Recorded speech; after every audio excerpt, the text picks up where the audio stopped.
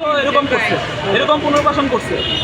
তো আমি এটাই বলতে চাই, কারণ যেহেতু আমাদের পছন্দের লোক আছে, আর আমি আসিফ নজরুল স্যারকে বলতে চাই আপনি অনেক আশা। তো আপনি যেমন একটি দলকে পুনর্বাসনের ব্যবস্থার কথা বলছেন, কোনো দলকে পুনর্বাসন করতে হলে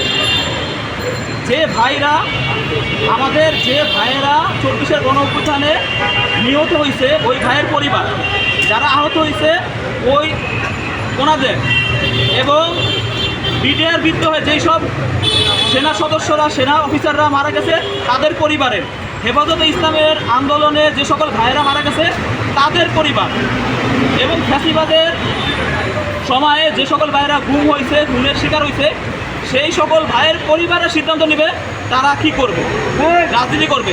আপনারা যারা এসি রুমে বসেছিলেন তারা কিছু মানুষ সিদ্ধান্ত নিলে হবে না, তাদের সিদ্ধান্ত নিতে হবে।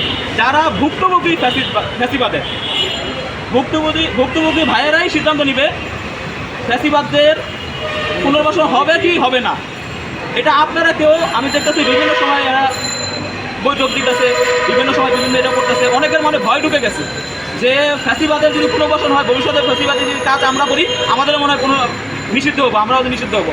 এই জন্য ফ্যাসিবাদের পক্ষে দেখতেছি অনেকে নরম সুর করতেছে। আমরা এই নরম সুর দেখতে চাই না, আপনারা কঠোর হন, আমরা এই নরম সুর দেখতে চাই না।